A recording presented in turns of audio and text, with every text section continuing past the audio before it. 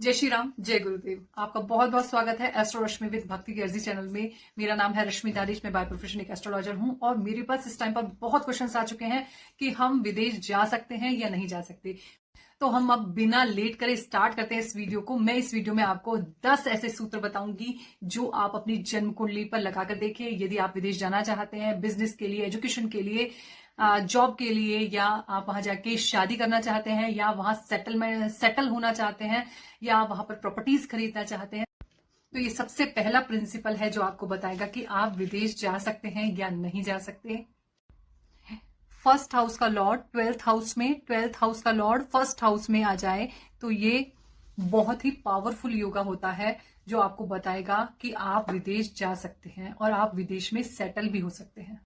अब इसी के साथ आपके मन में एक क्वेश्चन जरूर उठ रहा होगा कि इसका एक्चुअल में सेटलमेंट कब होगा। तो ये सेटलमेंट होगा जब फर्स्ट हाउस के लॉर्ड की दशा, महादशा या अंतरदशा आएगी, या 12th हाउस के लॉर्ड की दशा, महादशा, अंतरदशा आएगी। उस टाइम पर आप विदेश जाके सेटल हो सकते हैं।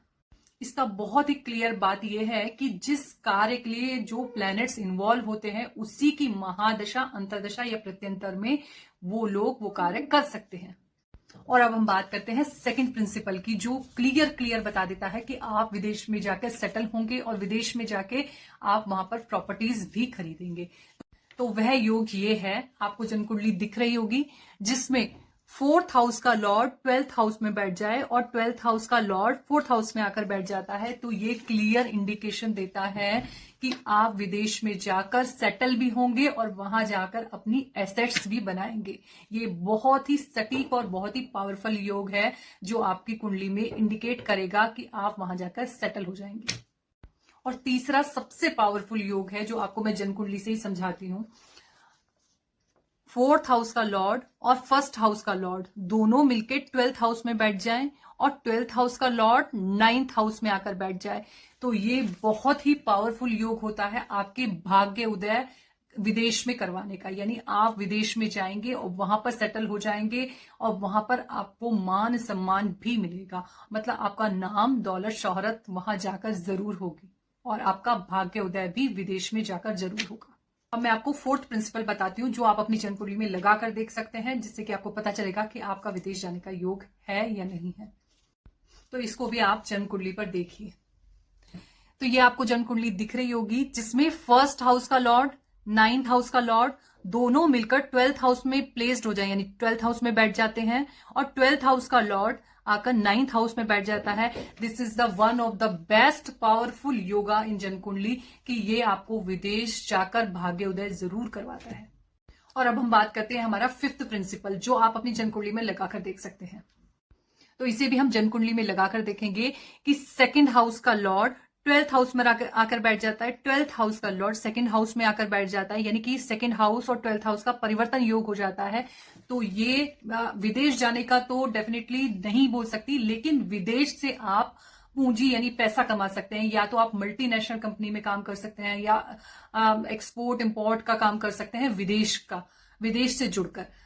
तो ये बहुत अच्छा योग है कि आप विदेश से पैसा कमा सकते हैं।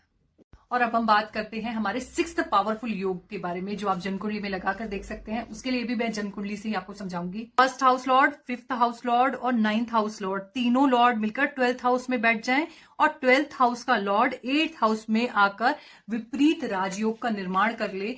तो ये भी बहुत पावरफुल प्लेसमेंट है कि आप विदेश में जाकर सेटल हो जाएंगे और सेटल ही नहीं होंगे, वहां जाके उन्नति भी करेंगे।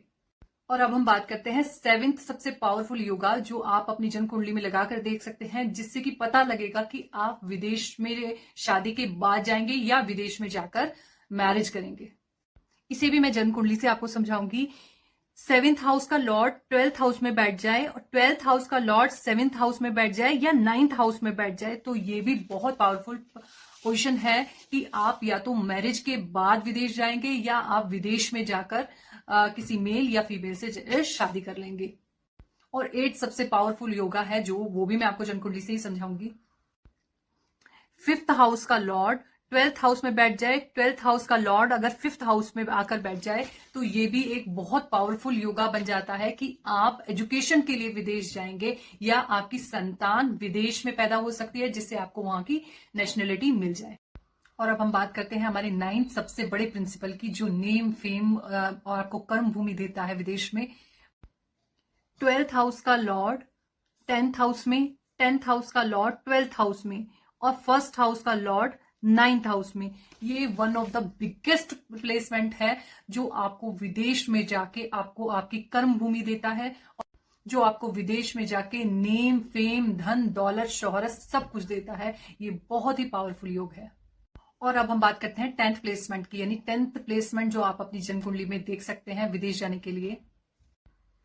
3rd हाउस का लॉर्ड 9th हाउस में आ जाए, 9th हाउस का लॉर्ड 3rd हाउस में आ जाए, तो ये एक ऐसी प्लेसमेंट है जहां कि आप घूमने फिरने के लिए विदेश जा सकते हैं, या किसी काम से थोड़े दिन के लिए विदेश जा सकते हैं, या कोई लेक्चर अटेंड करना है या लेक्चर देना है, या छोटे काम के लिए आप विदेश जा सकते हैं।